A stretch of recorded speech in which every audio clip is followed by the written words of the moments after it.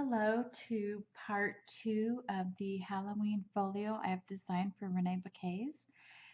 And at this point, from the last video we'd gotten to here, I had only demonstrated this side on camera, and then I went ahead and finished this side.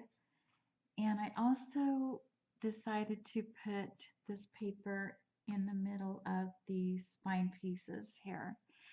And this is 10 1/4 long by about 1 inch wide. I went from the edge of this diamond to the edge of this diamond. And I think I explained in the last tutorial how I was cutting it to 3/4 inches, and so I was cutting off the edges of these diamonds on the sides. I decided those were way too narrow, even though the chipboard's 1 inch. Somehow when you have these gussets here, it just looked too narrow overall. So I went ahead and redid the spine pieces and cut those wider. And so I went from the edge of the diamond to the edge of the diamond and centered that, and I cut 10 1/4, so it's about 10 1/4 by 1 inch. And so the same thing on the other side. And then I redid the back because I thought it was just too narrow on the sides. And I explained that in the last tutorial, but this I cut at 8 1/2 by 10 1/4. And I just think it's covering the back much better than the previous piece that I had on there. So I hope that doesn't mess you up too bad. I will be encouraging everybody in my walkthrough to watch all the tutorials all the way through, because I do make mistakes sometimes, or maybe I say things I don't mean to say, if the words just don't come out right. And so hopefully as you continue on, please watch the rest of the tutorial before you actually start cutting into your papers. We'll talk about the cover probably in another tutorial. I think I'll make a part. I did a part 1. I ended up breaking it up into two parts. So part 1, A and B, and this will be part 2, and this might be A and B. I'm not sure. Just to see how far we go. So now we're to this point, and so we need to do the waterfall that I'm putting in the center here. And so this is what it looks like. And so then we'll go from there. And this is just going to be centered on the center right there. Okay.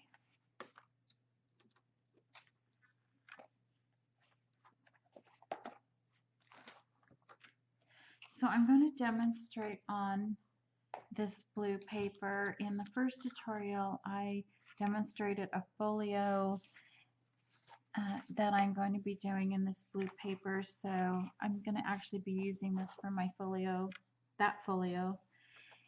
And it's easier to see the blue than it is to see the black.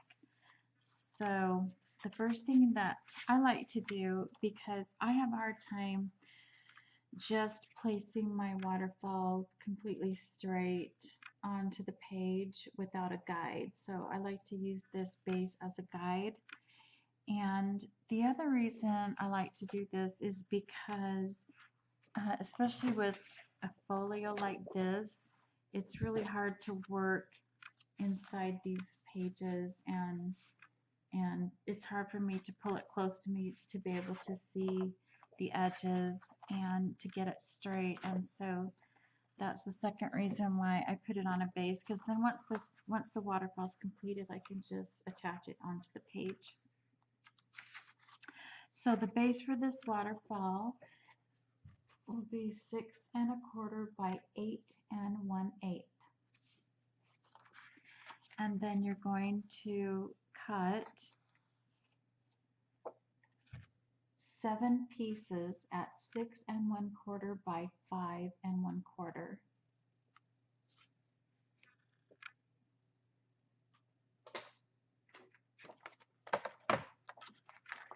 Then you're going to score all of those 7 pieces with the 5 1/4 side here,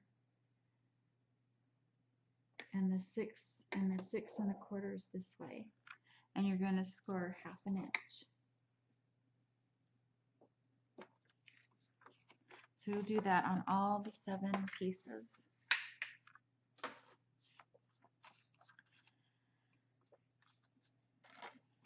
Then before I put the tape on, I like to burn it. I like to fold it over and burnish it down.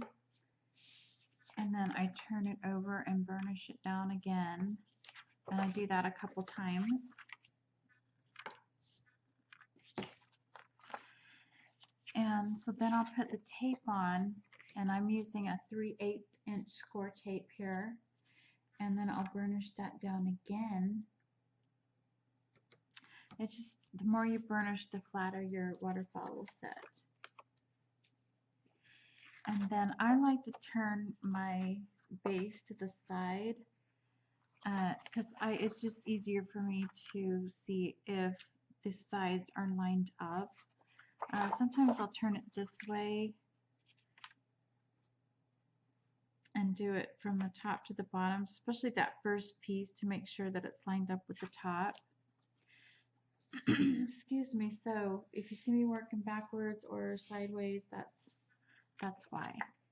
So I'm going to take off part of the taping back, and I'm going to line this up. Now this very first piece is really important that you get it straight. If you don't feel like it's cut exactly straight, you might want to cut another one, because if this one starts out kind of off, then it gets worse and worse and worse as you go. So I'm going to make sure that's lined up on the left, and I'm not quite on the top.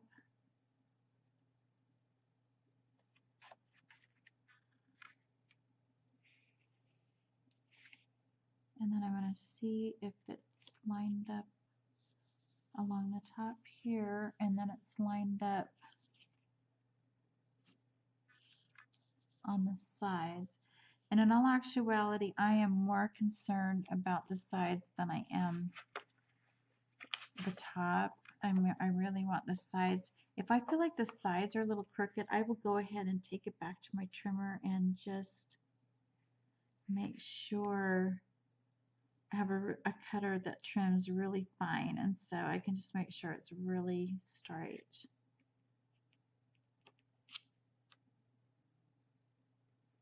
Okay, so those sides are lined up, and then I'll just pull the rest of that backing off, and I will burnish the top here, and then I'll burnish the bottom here along there.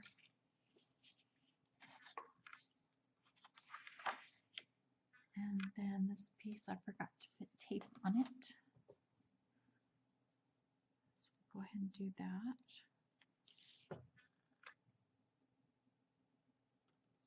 And I use 3/8 tape, even though it's cut at a 1/2 inch, because the 1/2 inch tape seems to be just way too close to the edges. Okay, so now I'm going to burnish that on. And so as I go along, I will butt this fold line up to the edge of this hinge here, and I'm going to draw a line along the edge so you can see.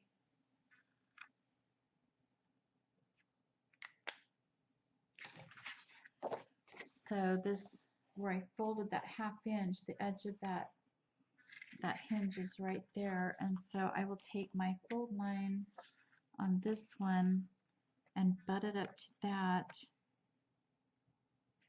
and then make sure that my sides are straight. Now sometimes if this isn't exactly straight, or you didn't get the one on before exactly straight, it's really more important that your sides are straight. As long as this isn't super crooked, because a lot of times what I can do, like say this side is perfectly, this side here is perfectly straight. And so it's butted up against that hinge. Well, on this side,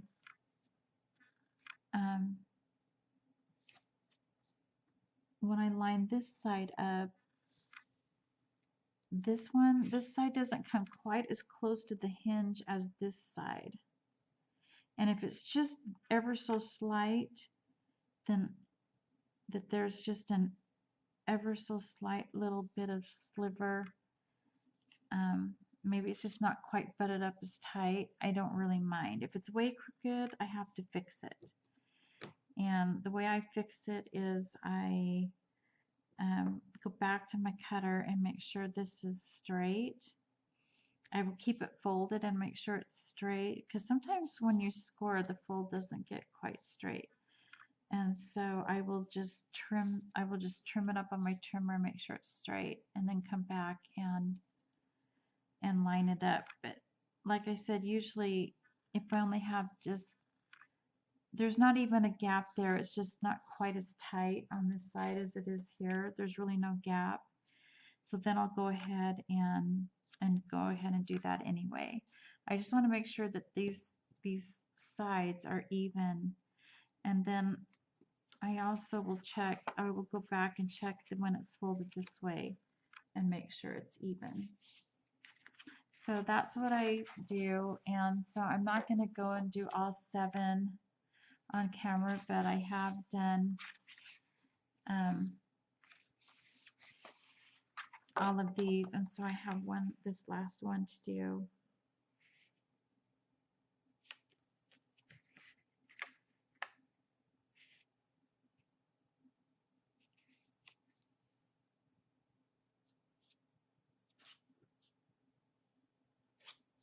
Okay, it's lining up pretty good, so I'm going to take the tape, part of the tape off, and line it up again.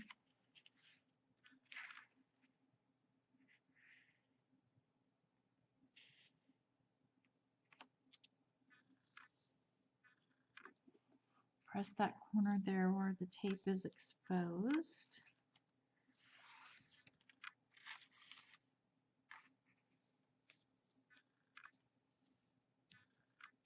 Okay, and then I'm going to burnish that down.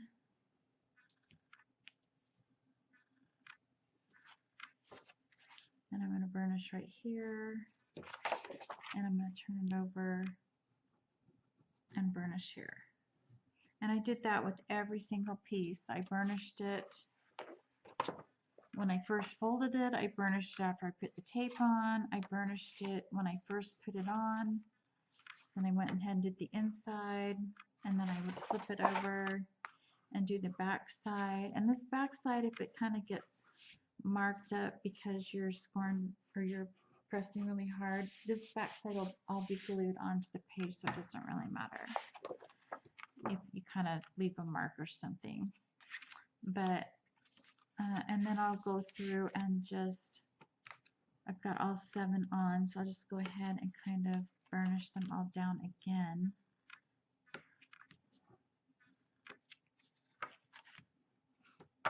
Like that. And this just, the more you do that, I mean, you want to have a good card. That's why you want to use a good cardstock, because it just, and a cheap cardstock will not hold up to this process. Okay, so now I've got all my pieces in. I really don't like the way that edge of that hinge is showing right there.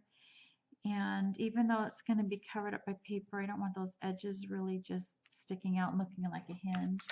And so what I do is I take an extra piece, and so this is cut at 6 1/4 by 4 3/4, and I just do the same thing as if it was another waterfall piece. I just butt it up to that hinge.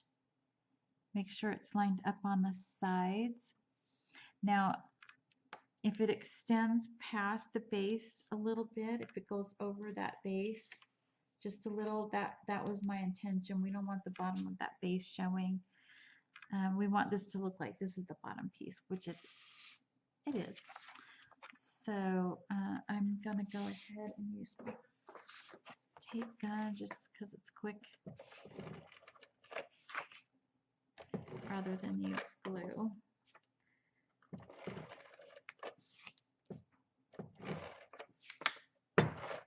But normally if I was putting this piece on, I would use glue. Even though I use tape for the hinges, I just think this would be better if it was glued, but I bent in my corner a little bit.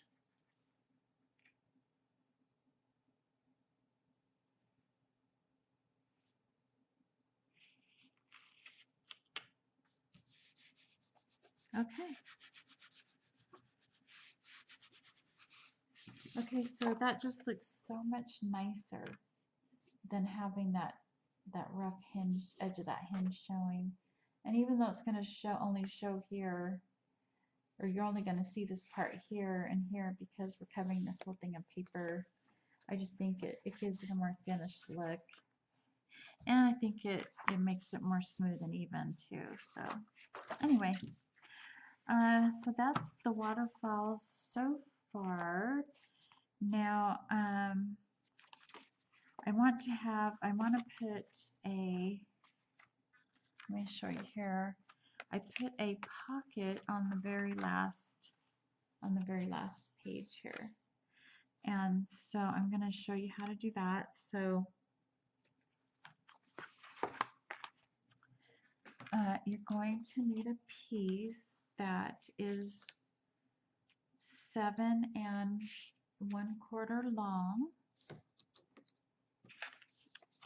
Oh, I've got it written down here. So 7 1/4 by 2 1/4.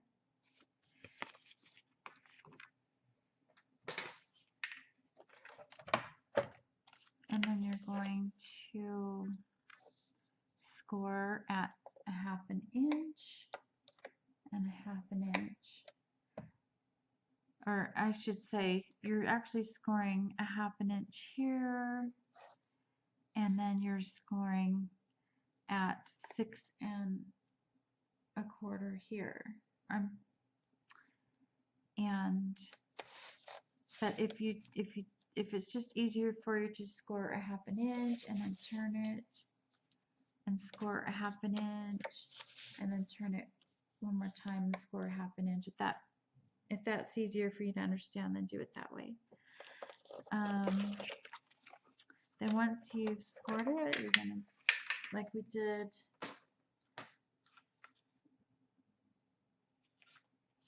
in the pocket in the previous tutorial, it was a really tall pocket. This is a really short, wide pocket, but we still need to fold in the 3 sides. And so I put my tape, my 3/8 inch tape on, and I folded everything down, and then I turned it. It's easier for me to see where to cut for some reason on the back side. I don't know why. It's just easier for me. And so we just want to trim off that excess right up to the edge of the fold lines. And so now the pocket can go onto the back of the waterfall.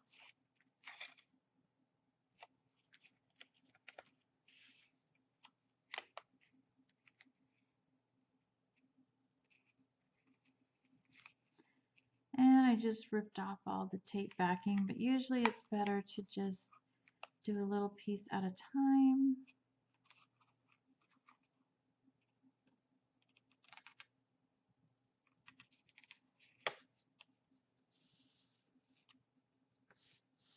Okay. And And then just burnish that down like that.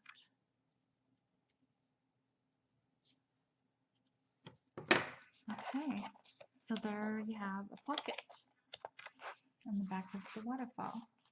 And the waterfall is not quite complete because now we have to do this part right here. And I had a piece to demonstrate.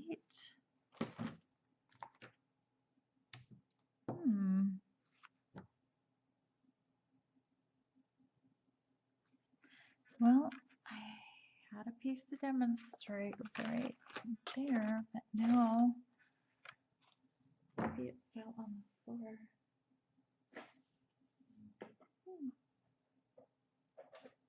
I apologize. I'm going to go cut one really quick.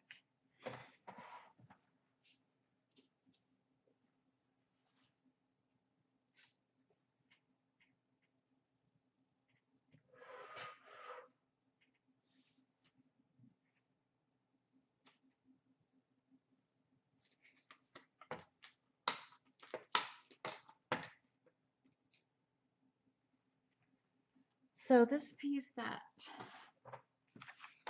I'm cutting now is 1 1/4 inches wide, so 1 1/4 wide by 6 1/4.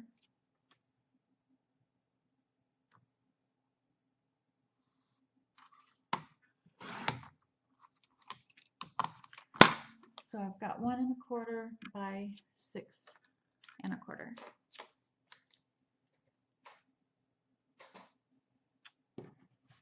I think it might be 6 1/8. We'll see.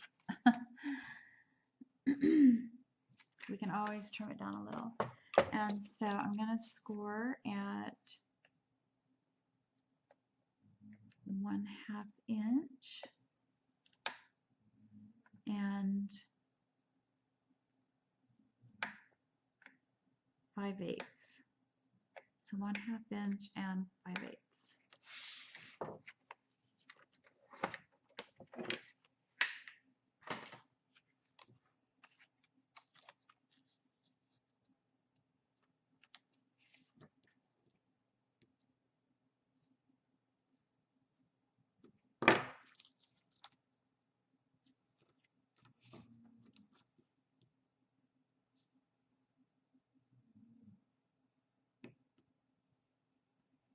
So when those are both folded over, then I have a little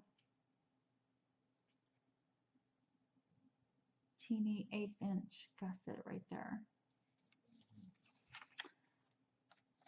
And so this needs to be centered onto the back of the waterfall.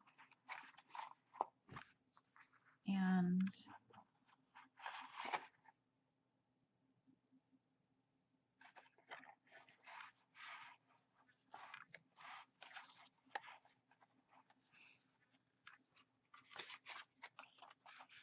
so it's going to go like this.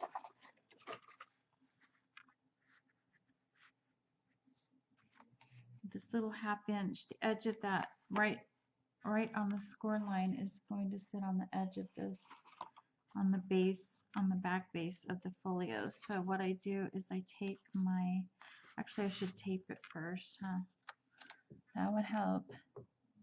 So unlike pockets, this is going to be taped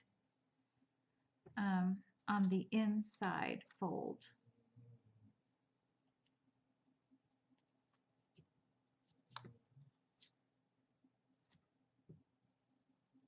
I grab the 1/4 inch. I'm going to grab this one. Okay.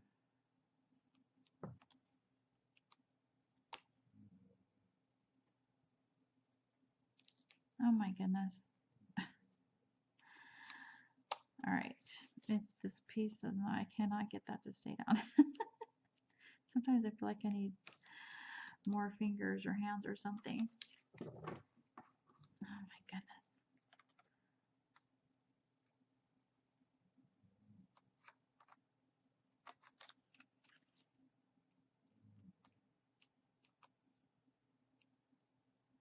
I just trimmed that off with scissors since I was having a hard time using my fingers right there. Okay, so I'm going to burnish that down. And so you can see my score line. Well, maybe you can't see it, but my score line right here. I just want the back of that waterfall just to come up just barely to the edge of that score line. And so this is 1 1/4 wide, and this is 6 1/4.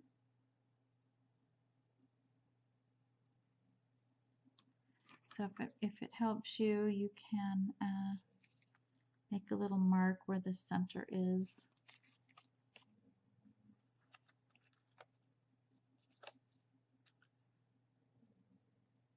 So it's going to be 5/8 of an inch on each side of the center point.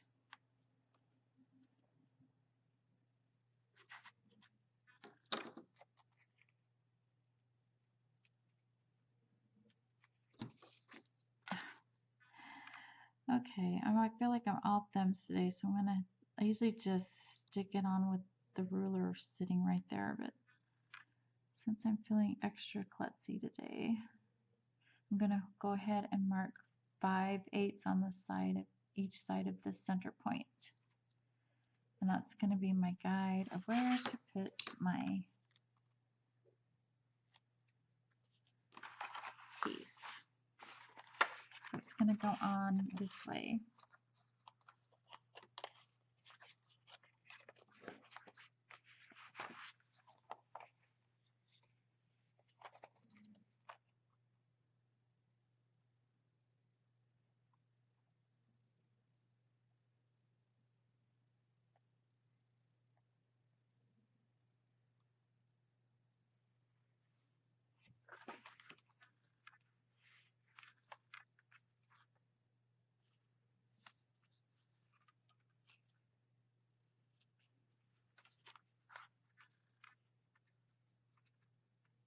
Okay.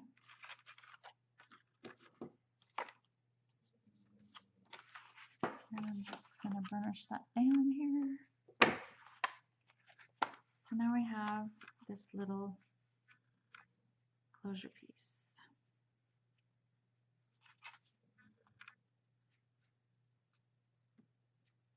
Okay. So the first thing you want to do to finish this off as far as decorating is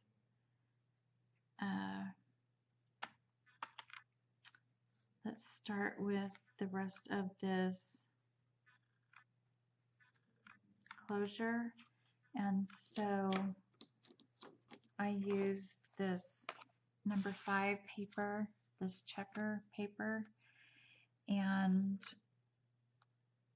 I'm gonna say I cut it at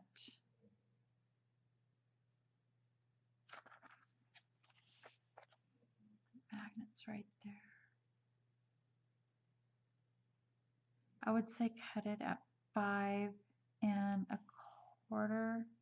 No, actually 5 1/8 should be plenty. So I would cut this piece at 1 inch, 1 inch wide by 5 1/8, this checker piece right here. And so you're gonna glue that down to your closure. And then to make this piece here, I have to walk you through it since I only had one of these stickers. But it's a little the fussy cutting's a little tricky, I think, but it's really simple as far as the process. So you're going to take a piece of black cardstock and cut it at 2 1/2 inches wide by, I'm going to say 3. You could do 2 3/4, maybe 2 7/8 inches tall. And the reason we're going a little bit taller than the sticker is because this part we have to fussy cut. So once you've cut your little, it's not quite a square, but once you've cut it, make sure that you've got the wide side at 2.5 and the long side is 2 7/8. Yeah, 2 7/8. And then you're going to corner round with this very small, the smallest size corner rounder. You're going to round these corners on the top. And then place your sticker, make sure that it's even on these 3 sides. So it's kind of hard to see because the edge of the sticker is black, but you can see I have about an 1/8 of an inch. I don't even know if it's an 1/8 of an inch. It might be more like a 1/16 of an inch border around the black sticker on the 3 sides. So once that's even, make sure that's glued down as good as you need it to be. And then you're going to fussy cut around here. The edges of the sticker are round. That's why I did round edges. If it had been square, I just would have left it square.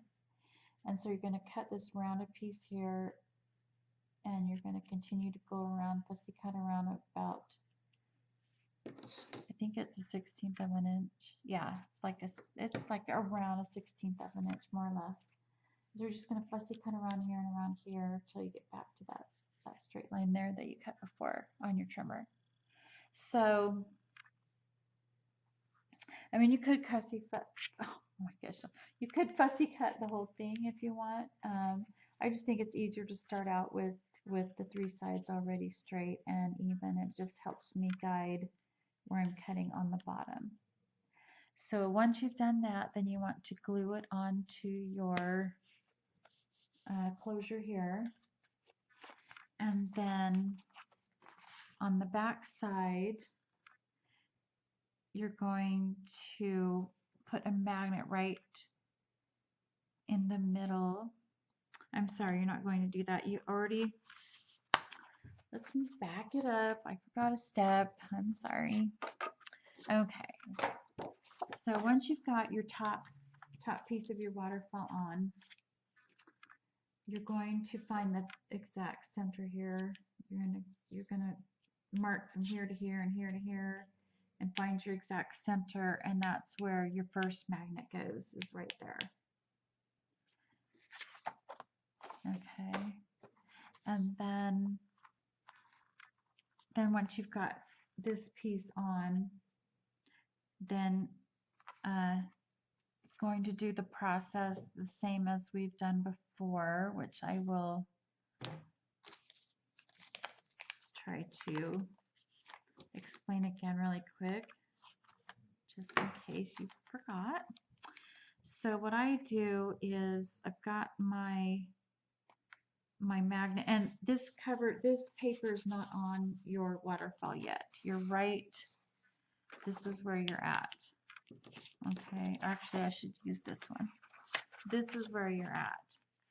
Okay, you've got your magnet in the center there, and then I just put you don't have any of the decorative paper on yet, and so I just put, this is backing of Scor tape that I've saved, and then I just put it over that magnet that's glued on here, and then I put the companion magnet on top of that. And so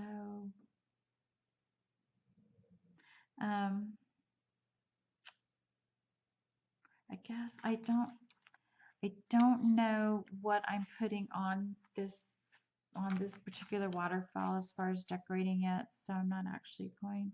I'm just going to kind of demonstrate with it not glued on. And when I reached for my magnet holder, I just knocked things over. Okay, so I've got my magnet glued on there, just pretend, and then I'm putting the tape cover, the leftover tape cover over it, and then I will just snap that companion magnet on, and see this doesn't quite go. You're going to glue yours to the very center. And so say that's what's here. We've got the magnet, it's a companion magnet there.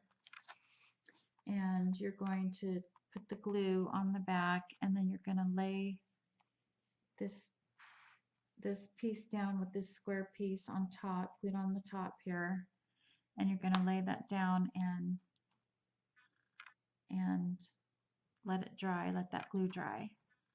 And then when you lift it up, your magnet should come off here, and your other magnet will be on the top of the waterfall here.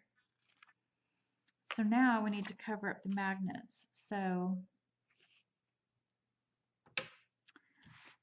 to do that, I cut a 2 1/4 by 2 1/4 square of this batt paper, and I placed it over the magnet here, centered it onto the square. So you have about a 1/16 of an inch black all the way around. And then this piece here goes from score line to about a 1/16 from there. And so this piece is 1 by 4 5/8. If you need to trim it just a little more, you can do that, but just as long as it's not over that score line here where that 1/8 inch gusset is, just to the edge of that score line. And then you're going to take a piece of this is the number 1. Oh, this is the number 1 paper. This is number 1 paper. And you're going to, this is 6 inches wide by 4.5 inches tall. So that's 6 inches wide by 4.5 inches tall. And so you're going to glue that piece on, covering the magnet that's in the center. And so you'll have your closure just like this. And that part's all done. Now for the rest of the waterfall, I just cut 1/2 inch strips, 1/2 by 6 inches across. So a lot of these are front and back, or as far as the paper is double-sided, and so I just cut off. When you're cutting your papers, I like to draw it all out before I cut. When I'm watching a tutorial like this, I like to draw all my cuts out to make sure that I'm cutting the paper to get the most out of my papers. So these are not to scale. These are just my rough drawings of the 12 by 12 papers and how I feel it would be best to cut them. And then this is the cardstock here, and this side's the design paper. So I used one sheet of every paper except for number 4 and number 8. I used 2 pieces of paper. And so to get the most out of it, on most of them, I had to cut that 1/2 inch off first, because if I cut it 12 inches and then cut it in half, then I had my front and back, whatever sides I'm using for each of these edges. And so I created the waterfall so that it would be long enough to hold a 4 by 6 photo and have a little bit of gap of black in between, and then have that 1/8 of an inch or 1/16 of an inch all the way around. So the 4 by 6 will fit perfectly in here. Now I have covered the gussets before with paper, but I don't know if I'm going to do that or not, so we'll see. But you could do that if you wanted. And so whatever paper I did on the front, I did on the back. So you're going to have to cut an extra 1/2 inch by 6 for this top piece here, because we covered the whole thing. And then so the back just has the same pattern, just a 1/2 inch. So I've got number 1 paper here and as the first one, and then I have the dot paper second, same as on the back side. And of course, because the waterfall is going like this, you're putting it on the bottom on the front and the top on the back. And then I've got what I call the brick paper, just like little rectangles. And now the bat paper I did a little different. It's kind of like the same thing I did with the spines. I centered those bat pieces and then cut it to a 1/2 inch. So I made sure the bat pieces were in the center. So that's the one that might take up a little more paper because you're centering that on the front here and the front there, on the back here, on the top. And then this paper I used the stripe, and then the checker paper, and then I went back to the argyle paper. And so on the very back on the pocket, this piece is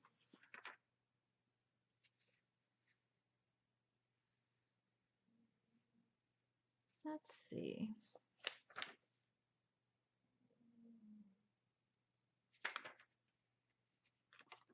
Well, I'll just have to measure. I think I cut it at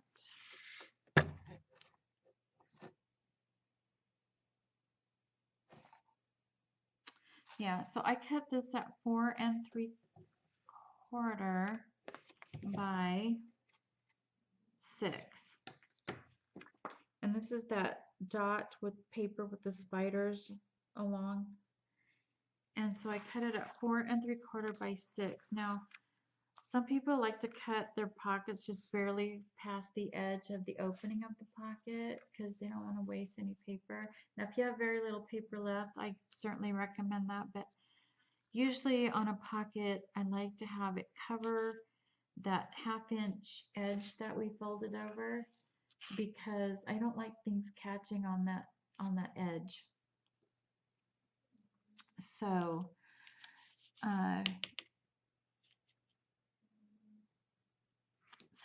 that's why I cut it at 4 3/4 by 6 inches wide. So I just go ahead and tucked that in there, and then this dotted piece is 1 1/2 by 6 inches. And so that is it for the waterfall. I can certainly put stickers and stuff in here once I've got pictures. And once I have the pictures in, then I might set aside some, if I have any paper of this, if I have any paper left over that I feel like I have enough to use on these gussets here, I'll use it. But I might just leave it black because it'll be a nice border, and I don't know if I want to do that. So anyway, you can decide. I'll probably be decorating the cover of this waterfall as well. I just haven't decided yet how I'm going to do that. That's the very last thing I do, is add my stickers and my embellishments that are going to stick up a bit, like flowers and ribbons and so on and so forth.